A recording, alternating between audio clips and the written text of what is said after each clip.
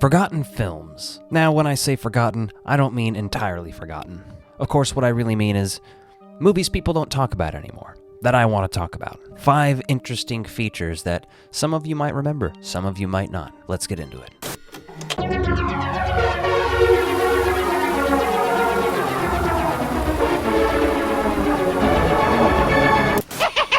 Welcome back to the Ectoviolence channel. My name is Alec. This is Darwin and Yoshi. Today we're talking forgotten films. This is a new little series I'm going to do. I might do a couple other videos with 5 more. We'll see what happens. These are in no particular order. I'm just going to start grabbing them out of the stack. Right off the cuff, we're starting with a very interesting one. This is a movie from 2001, directed by Henry Selick, written by Sam Hamm, based on the graphic novel Dark Town, written by Kaja Blackley, starring Brendan Fraser and Bridget Fonda. Also, Chris Kattan, Giancarlo Esposito, Rose McGowan, and Whoopi Goldberg. Are you serious? I'm talking Monkeybone. Monkeybone is a weird as fuck movie, in the best way possible. And this is the special edition. What do you know? I don't know if this movie ever got a Blu-ray release.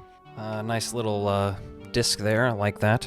If you've ever seen this movie, you know it's very deranged. Alright, so obviously this movie's no masterpiece, right? But I don't see people talk about this ever anymore. Anytime I mention it, there'll be people in the comments being like, oh, yeah, I remember that. I actually have Chris Kattan's autograph hanging out there. It's on a House on Haunted Hill 8x10. But Monkeybone, essentially, Brendan Fraser plays a writer who creates this cartoon character, Monkeybone, that everybody loves, and he's all popular for creating, essentially. He's about to propose to Bridget Fonda and ask her to marry him and all this stuff. And somehow, the dark toon world that's Monkeybone lives in is actually real. And it's very... You can tell they're kind of going for a Tim Burton-y Beetlejuice kind of vibe. Another part about this video is if you want to see me review these movies, any of them, leave comments down below. I'd like to know. At some point, I would like to talk about this movie in full, but man, it's just so interesting. At one point, he's basically switched bodies with the monkey, and that's kind of like the plot of the movie. And then he has to steal Chris Kattan's body, who is dead, and he's running around in a dead body, and is like taped up there because his organs are falling out. It's a very bizarre movie. Next up, we're looking at a movie from HBO Video. This is a 2005 release. I think the movie's from... Shit, it doesn't say what year it's from. Like 1993, I want to say. Mom and Dad Save the World. We're not going to talk about Jeffrey Jones. That guy sucks. We all know it. We'll leave it at that. But John Lovitz, Terry Garr, I grew up watching this movie. And at a certain point, I had forgotten entirely about it. A few years ago, I started collecting more movies, and I eventually came across this and was like, holy shit, that's it. This is it. For $4.99, it is now mine. Bought this when I lived in Arizona at a Zia Records. Super bizarre fantasy movie. Honestly, worth a watch. Next up is a TV movie for TNT. And I know what you're thinking. What? A TV movie? That doesn't quite count. And I say, fuck you, sure it does. Pirates of Silicon Valley. This is a movie that is basically equal parts about Steve Jobs and Bill Gates. It stars Noah Weil as Steve Jobs and Anthony Michael Hall as Bill Gates, in what I will call an underrated performance. Now, this is one of the earlier interpretations of, the stuff that was going on with Steve Jobs and stuff. Obviously, after he died, they made 2 more movies starring Ashton Kutcher and Michael Fassbender, and each of those has interesting things about them. If you're even mildly interested in Steve Jobs, yeah, the guy's kind of a dick. Now, this is a very special interest kind of movie. Like, the average person maybe not interested in this. That's probably why it's forgotten. I think that's very interesting. It also features John DiMaggio. That's right, Bender himself, or Jake the dog, depending on, how old you are. But either way, this is an out-of-print DVD, and it's apparently worth a little bit of money. I don't know. Pretty sick. I was glad when I found it. Don't expect to ever see a Blu-ray release of that.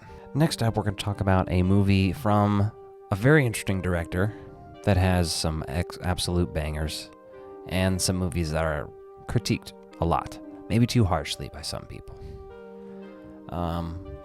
This is the guy that directed Batman Forever. This is the guy that directed The Lost Boys.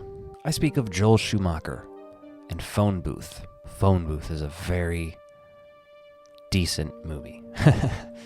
It's not great, you know what I mean? It's worth watching. And the thing is, I saw it at the drive-in when I was a kid. I have a very particular memory of it. So now I find it nostalgic to watch, you know what I mean? There's certain movies that we know are just bad, but you're just like, they feel comforting to watch. It's a comfort movie. Colin Farrell's one of those people that I always just kind of thought sucked. Up until a certain point, and I was like, wait a minute. It's not that Colin Farrell sucks. It's that sometimes he's in sucky movies. And this could be, you know, qualified as one of those sucky movies, depending on the person you are. I think it's not bad. I think he does a good performance in it. So does Kiefer Sutherland as the scary voice. Here's an interesting story about this, and the internet in general. Anybody remember E-Bombs World? Well, E-Bombs World had a whole bunch of soundboards on their website as well that you could use for prank calling people. One of the soundboards was Kiefer Sutherland from Phone Booth, where he's talking to someone on the phone and threatening them with a rifle. Well, you see where this is going.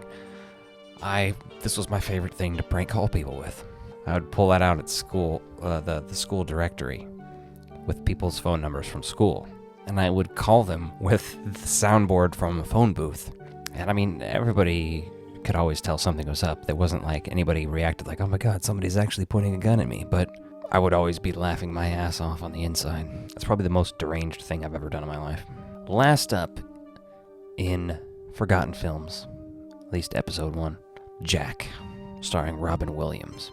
Now, this is another movie that as a kid, I just loved. I found no part of it depressing.